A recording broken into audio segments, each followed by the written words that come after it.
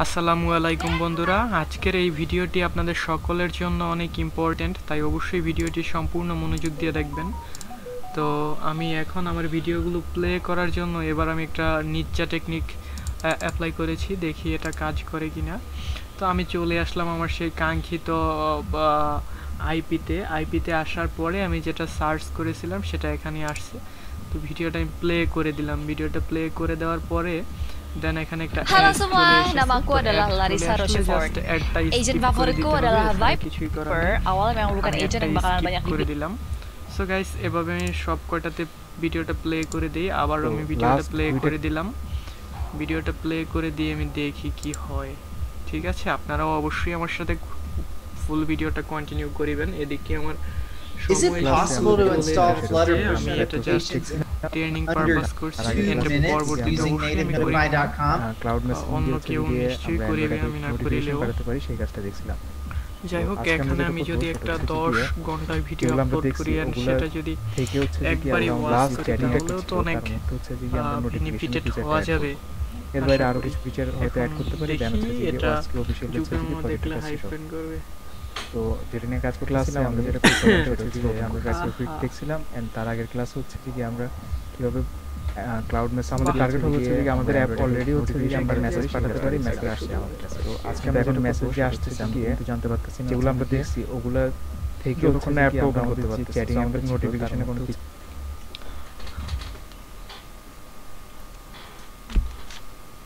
3/24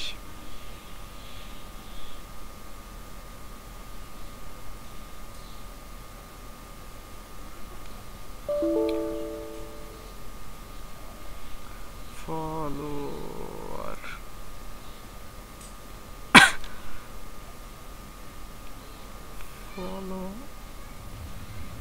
follower then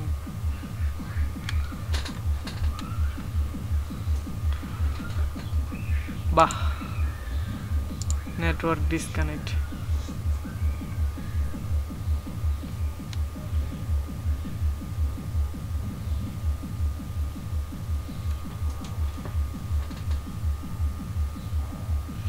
Okay, no problem.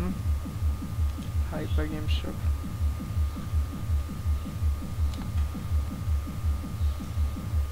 Facebook follower.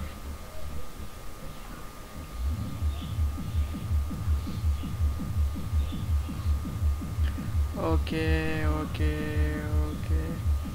Send message. Sujon Chakma. Hi. Check it up.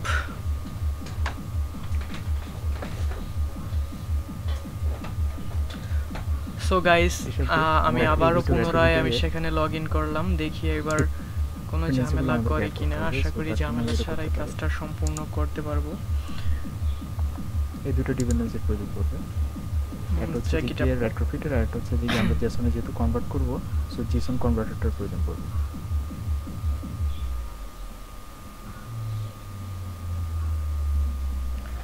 Netflix আমার এই দুটো হচ্ছে যে কি অ্যাড করে দিচ্ছি এই দুটো। আর এগুলোতে আমাকে বলতেছে হচ্ছে লেটেস্ট ভার্সন 2.9 এ আসছে, এখানে 2.8 আছে, সো আমি নতুন ভার্সনটা পেয়েছি থেকে নিয়ে আসতেছি। এই দুটো ডিপেন্ডেন্সির প্রয়োজন পড়বে। একটা হচ্ছে যে কি রেট্রোফিটার, আর একটা হচ্ছে যে আমরা জেসনে যেহেতু কনভার্ট এগুলোর নতুন ভার্সন জেসন কনভার্টার যখন কাজ শুরু করছিলাম তখন 0.2 ছিল এবং 0.3 চলে আসছে, সো নতুন পয়েন্টে আমি চলে আসতেছি, সমস্যা নেই। সো আমি সবার নিচে দিয়ে হচ্ছে যে এগুলোকে অ্যাড করে দিচ্ছি এই দুটো।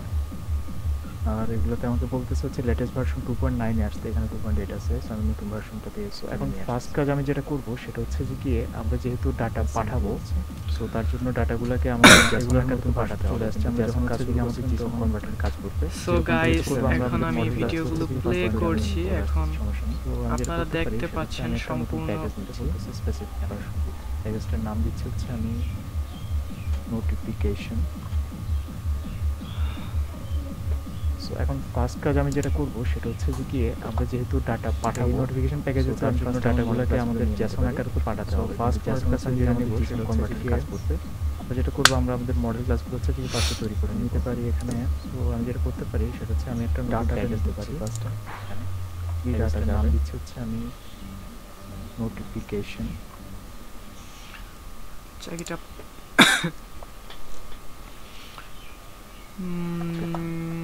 এই নোটিফিকেশন প্যাকেজ হচ্ছে অন ফার্স্ট আমার মডেল ক্লাসগুলো নিয়ে নিতে পারি। ফার্স্ট প্রয়োজন করবে হচ্ছে কি আমার ইউজার সেটা হচ্ছে যে ইউজার আইডির প্রয়োজন করবে। সো আমি এটাকে স্ট্রিং আকারে নিচ্ছি হচ্ছে ইউজার নাম নিতে পারি এখানে